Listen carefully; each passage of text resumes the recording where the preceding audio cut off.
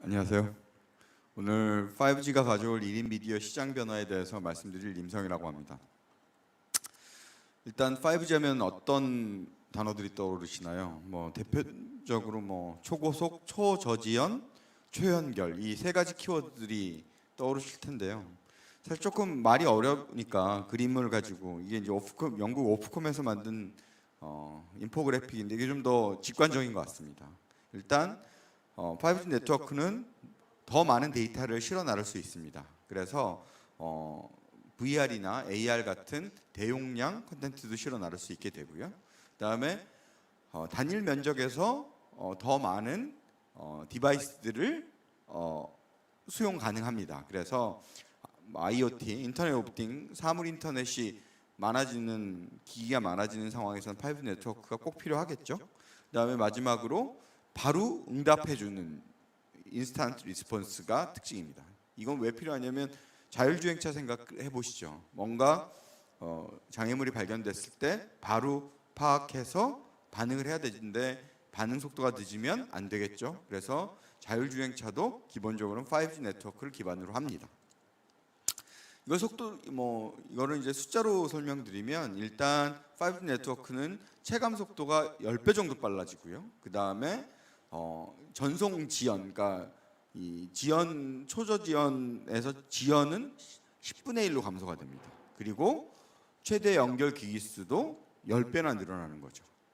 근데 제가 지난 2년 5G를 가지고 다양한 미디어 비즈니스를 만들어 보면서 느낀 것은 5G는 네트워크지만 사실은 5G를 기반으로 5G를 인프라 삼아서 나타나게 되는 다양한 기술들과 결합되어졌을 때 5G는 의미가 있다. 그래서 지금 울트라 와이드 뷰, 인공지능, 그다음에 메타데이터, 빅데이터 이런 것들과 결합되어지는 기반 인프라로서 5G를 이해했을 때 1인 미디어 시장과 5G가 어떻게 연결되는지를 설명드릴 수 있을 것 같아요. 그래서 5G 네트워크를 1인 미디어 시장과 연결시켰을 때 저는 이 세 가지 키워드를 여러분들께 전달드리려고 합니다. 첫 번째는 authenticity, 진정성을 말씀드릴 수 있고요. 두 번째는 live, 그러니까 말 그대로 생방송입니다. 이거는 연결성과 연결이 되어 있는 거고, 세 번째로는 기술과 결합되어 있는 tech driven, 이 세 가지 키워드가 1인 미디어 시장과 아주 직접적으로 5G 네트워크가 영향을 미칠 것이다라고 말씀드릴 수 있습니다. 요새 코로나 때문에 저 재택근무 참 많이 하는데요. 여러분들도 그러시죠. 재택근무하다 보면 아들하고 보내는 시간이 많아집니다. 근데 아들도 이제 학교 안 가니까요. 근데 아들이 전혀 새로운 말투를 쓰는 겁니다. 근데 이 말투가 어디서 나온 말투냐 그랬더니 자기가 좋아하는 이 유튜버의 말투라는 겁니다. 그래서 이 유튜버를 너네 친구들은 다 좋아하니 그랬더니 아니래요. 자기만 좋아한답니다. 그리고 그 말투를 따라하는데 그럼 너는 그 유튜브를 어떻게 알게 됐니? 그랬더니 이렇게 얘기를 합니다. 그냥 유튜브가 알아서 추천해 줬답니다. 그냥 그렇게 알게 됐대요. 그런데 제가 그래서 이런 게 우리 아들만 그러나 봤더니 유튜브 댓글을 검색해 보면 이런 댓글도 엄청 많습니다. 유튜브 이거 왜 나한테 추천한 거야? 고마워. 유튜브 알고리즘이 이렇게 고마운 적이 없었다. 자기도 모르는 컨텐츠들을 자기한테 딱 맞춤형으로 추천해 줄 수 있게 된 거죠. 유튜브는 어떻게 이런 맞춤형 추천을 할 수 있게 됐을까요? 바로 구글 브레인이라고 하는 인공지능 도구, 인공지능을 통해서 알고리즘을 잘 짰기 때문입니다. 이 구글 브레인한 인공지능 알고리즘은 2015년에 구글이 도입합니다. 근데 2014년 대비해서 구글 브레인을 도입하고 나서 시청 시간이 20배가 증가했다고 구글이 발표합니다. 그리고 그 늘어난 시청 시간의 70%가 바로 추천을 통해서 발생했다고 하는 거죠. 그러니까 굉장히 훌륭한 인공지능 도구가 추천을 해주게 된 겁니다. 자, 이렇게 되니까 사실 과거에 저희가 마케팅을 하는 방식은 유저를 이렇게 그룹으로 나눠가지고 그 유저에게 맞는 컨텐츠를 제공해주는 방식으로 마케팅을 했는데 지금은 실시간으로 고객의 니즈를 반영해서 추천하고 보게 하는 거죠. 바로 구글, 유튜브가 그렇게 하고 있는 겁니다. 음악 이 영상 보신 적 있으시죠? 올 가을에 가장 히트한 틱톡 영상입니다. 이분이 마시고 있는 게 오션 스프레이라는 크랜베리 주스고요. 페트병 들고 계시는 거고, 지금 이 플리우드 맥의 드림이라는 이 음악은 1978년에 인기를 끌었던 영화입니다. 아니 음악입니다. 근데 이 틱톡 영상이 제가 했을 때 10월 중순에 4,200만 뷰까지 이제 봤고요. 그 뒤로 이제 훨씬 많이 늘어났겠죠. 어떻게 이렇게 많은 조회수를 했을까요? 그리고 실제로 이 영상 때문에 가장 이익을 본 게 누굴까요? 이 아저씨도 그렇지만 사실은 오션 스프레이라는 크랜베리 주스를 파는 미국 회사예요. 그래서 이 영상이 대박 히트를 친 다음에 이 오션 스프레이라는 미국 크랜베리 주스 회사가 이 아저씨를 찾아갑니다. 근데 이 아저씨한테 크랜베리 주스가 잔뜩 들어가 있는 이제 트럭을 몰고 왔어요. 그래서 주스를 주나 보다 그랬는데 사실은 이 빨간 트럭까지 선물을 합니다. 왜냐하면 이 덕분에 오션 스프레이라는 회사가 굉장히 널리 알려졌으니까요. 근데 만약에 이걸 오션 스프레이가 계획을 한 광고였다면 이런 효과가 없었을 겁니다. 근데 이 아저씨 아까 보셨지만 어디서 나왔냐면 트레일러에서 나왔습니다. 쉽게 말하면 캠핑카, 집이 없이 캠핑카에 사시는 분이에요. 이분이 감자를 캐면서 일용 노동을 하면서 사시는데, 미국은 땅덩이가 넓으니까 감자를 캐러 가려도 차를 몰고 가야 돼. 근데 차가 퍼진 거예요. 차가 너무 낡아서. 그러니까 차가 퍼졌는데 이 사람은 좌절하지 않고 스케이트보드를 타면서 오션 스프레이 주스 페트병을 들고 마시면서 이렇게 찍어가지고 틱톡에 올린 겁니다. 그렇게 하니까 틱톡 이 사람들이 왜 반응을 했을까요? 다 코로나 때문에 스트레스 받잖아요. 근데 이 사람한테 엄청 스트레스가 많은 일이에요. 일도 못하러 가, 차는 퍼졌어, 짜증나. 그런데 이 아저씨는 음악을 들으면서 무아지경에 가까운 표정으로 스케이트보드를 타면서 일하러 가는 거죠. 그걸 틱톡에 쓰니까 사람들이 이 아저씨의 긍정성에 대해서 되게 인정을 하고, 우리가 이거 힘내자 이러면서 서로 막 공유를 해서 이렇게 늘어나게 된 겁니다. 여기에 핵심은 바로 이 아저씨의 진정성이 담겨 있었던 거죠. 그럼 이 진정성에 대해서 서로 공유도 많이 했겠지만 누군가가 원하는 사람들한테 알고리즘이 추천을 해주는 거죠. 진정성 하면 또 떠오르는 그룹이 바로 이 BTS라는 그룹입니다. 지금은 전 세계가 알아주는 유명 그룹이 되었지만, 사실 2013년에 데뷔했을 때만 해도 뭐 언제나 아이돌들은 데뷔 때는 어렵죠. 힙합 아이돌을 표방합니다. 힙합 아이돌은 이 리더인 RM이나 슈가나 다 언더그라운드에서 힙합 뮤지션을 했었던 친구들이고요. 아이돌을 하겠다고 하면서도 힙합을 하겠다고 합니다. 그러니까 빅히트의 대표님이 그걸 인정해줘서 힙합 아이돌로 데뷔를 하는 겁니다. 근데 지금이야 뭐 힙합이 되게 널리 대중화된 장르지만 사실 그때만 해도 낯선 장르였어요. 그러니까 2~30억 투자해야 되는 아이돌 그룹을 데뷔시키면서 힙합 아이돌로 데뷔시킨다. 이런 것들이 굉장히 큰 선택이었지만 이들의 진정성을 인정해줘서 그렇게 데뷔를 시켰고요. 이 친구들도 자기네들이 힙합 뮤지션으로서, 힙합이라는 것은 자기의 정서를 자기가 직접 쓰는 거기 때문에 자기들의 어떤 고뇌와 고민들을 직접 가사에 담습니다. 이게 초창기 그 학교 3부작에서 BTS가 썼던 직접 쓴 가사들이 갖고 있었던 차이가 트와이스나 빅뱅하고 비교했을 때 어떤 차이가 있는지를 잘 보여주는 편인데요. 보시면 알겠지만 부정적인 얘기나 아니면 노력, 고민 이런 얘기들이 그대로 담겨져 있습니다. 이거는 힙합 아티스트들이 하는 그런 전형적인 방식인 거죠. 전형적인 아이돌과 다른 방식으로 진정 자신들이 하고 싶은 것들을 시작을 했고, 그것이 원동력이 되어서 지금 전 세계를 해서 최고의 BTS가 될 수 있었던 겁니다.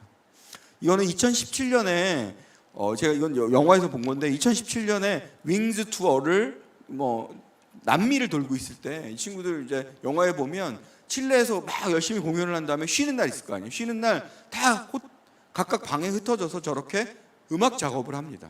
왜냐하면 이 친구들은 자기 음악을 자기가 직접 만드는 그런 힙합 뮤지션으로서 진정성을 갖고 성장을 하려고 하는 것이죠. 그래서 5G 시대에는 사실 여러분, 아까 우리 아프리카 대표님도 말씀하셨지만, 아프리카 TV 대표님도 말씀하셨지만, 여러분들이 진정 나다운 것을 컨텐츠로 만들어내고 그것이 누군가 그것에 대한 이해를 갖고 있는 니즈를 알고리즘이 찾아주게 될 겁니다. 그래서 결국 당신 진짜 나다운 것을 컨텐츠를 만들어내는 것이 굉장히 중요해지게 됩니다. 5G 시대에는.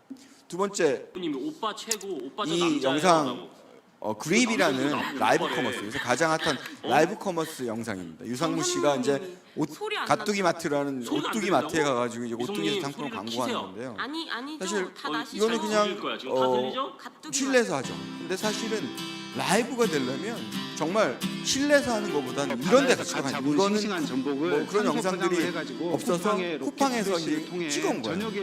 뭐 완도에 가서 직접 찍은 걸 편집해가지고 보여드리는 건데, 사실 5G 시대가 되면 완도에 지금 아직 네트워크가 완비되지 않아서 완도에 5G에서 안 터져서 이렇게 못하는데, 5G 폰을 들고 완도에 가서 바로 전복을 따면서 전복을 팔 수 있게 될 겁니다.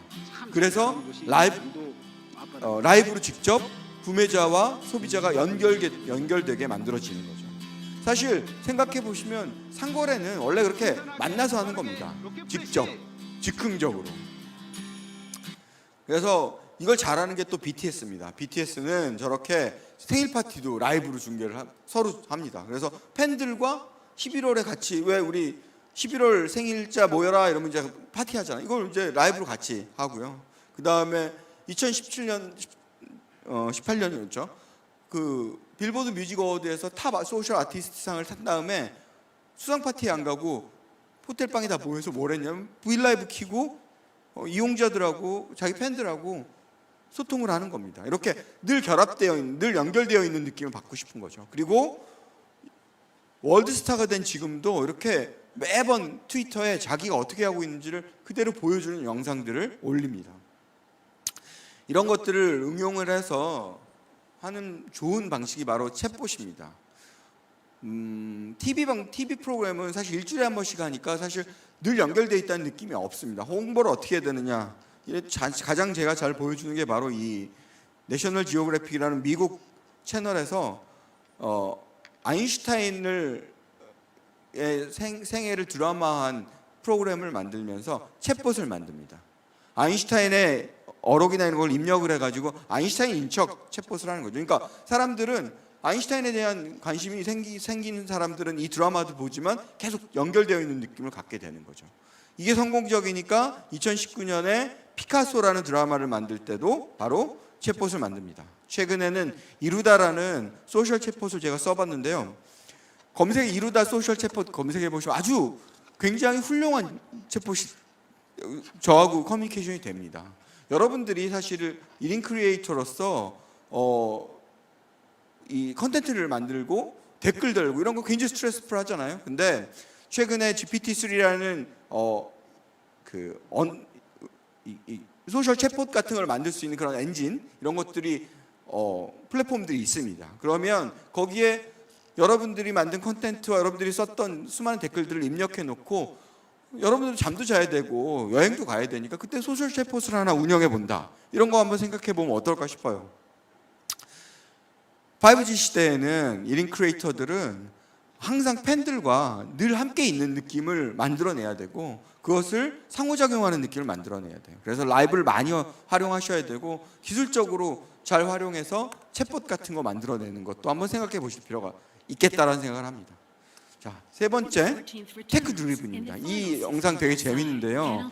이 영상은 프랑스의 까날 플러스라는 방송 채널이에요. 아까 이제 내셔널 지오그래피 얘기했죠. 이 채널은 루이 14세, 프랑스에서 제일 그 유명한 황제죠. 태양왕이라고 부르는 루이 14세를 생애를 드라마화했어요. 근데 뭔가 차별화를 시키고 싶으니까 이 드라마를 만든 사람들이 뭐를 했냐면 바로 루이 14세 목소리를 재현해보자. 현대. 우리 다 들어본 적은 없잖아요. 그가 역사 속에 살고 있었던 건 알지만 그의 목소리를 재현해 보자. 그럼 어떻게 재현을 하지?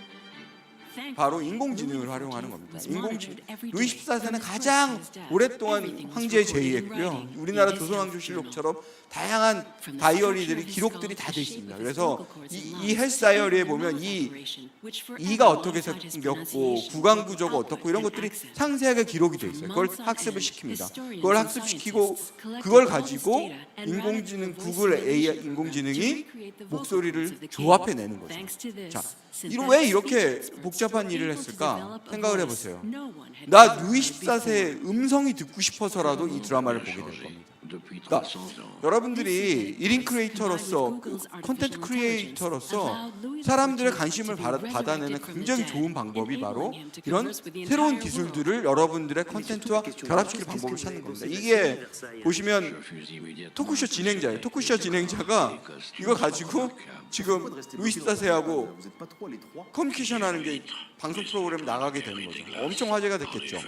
여러분도 이런 생각을 해볼 필요가 있다는 겁니다. 이거는 트래비스 스캇, 이 미국의 유명한 이제 힙합 아티스트 래퍼인데요. 이 아저씨도 사실은 어떻게 내 컨텐츠를 차별화하지 이런 고민들이 많았습니다. 그러면서 포트나이트라는 메타버스 게임 공간에다가 자기의 콘서트를 열죠. 그러니까 그 뒤로 되게 많은 아티스트들이 포트나이트에서 자기 콘서트를 열고 있고요. 사실 최근에 유행하고 있는 모여라 동물의 숲, 닌텐도 스위치에 하는 거기도 메타버스니까 거기서 활용해서 내가 내 컨텐츠를 뭔가 좀 재밌는 걸 해볼 수 있지 않을까 이런 생각을 해볼 필요가 있다는 겁니다. 이거는 전형적으로 우리가 테크놀로지를 어떻게 내 컨텐츠와 결합시킬 것인지 우리 크리에이터들은 계속 고민을 해야 되는 거죠. 이것도 재미있는 사례인데요.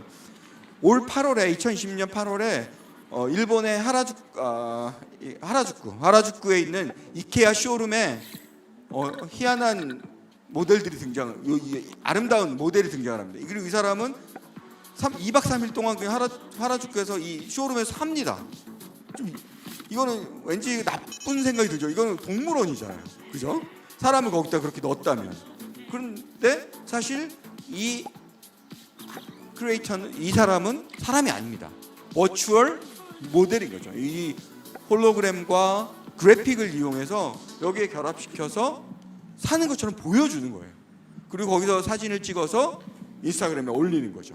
자, 물론 1인 크리에이터가 이거를 하기에는 쉽지 않겠죠. 굉장히 비용이 많이 드는 그런 컨텐츠일 수도 있습니다. 하지만 결국 어떻게 하면 지금 기술 진보의 과정에서 홀로그램과 이런 버추얼 기술들이 내 컨텐츠와 활용될 수 있을까를 고민할 필요가 있다는 거죠. 사람들은 여기에 엄청 큰 관심을 가졌습니다. 이케아도 당연히 여기에 큰 컨텐츠를 받았고요. 이거 올해 1월 CES에서 삼성이 발표한 인공인간 네온입니다. 여기서 한 명만 사람인데 바로 마이크를 들고 계시는 저 여자분입니다. 나머지는 다 삼성이 만든 거예요. 삼성은 자기 스마트폰 안에 지금은 목소리만 들어있지만 사람을 곧 등장시켜서 비서를 만들 겁니다. 여러분들도 이제 활용할 수 있게 될 거예요. 결국 지금 김주아 앵커처럼 인공지능을 통해서 뉴스를 진행하고 읽고 그렇게 할 수 있게 되는 겁니다. 그러니까 여러분들도 가격이 계속 싸질 것이기 때문에 내 콘텐츠를 어떻게 이 인공지능과 결합시켜서 해볼 수 있을까? 이런 것들을 지금부터 미리 고민하실 필요가 있는 거죠. 그래서 5G 시대의 크리에이터는 새로운 테크놀로지를 계속 관심을 가지시고 그것을 활용해서 팬들과 계속 소통하셔야 됩니다. 그랬을 때 새로운 기회가 생길 겁니다. 경청해 주셔서 감사합니다. 네, 정말 인사이트를 주는 시간 만들어 주셔서 감사합니다.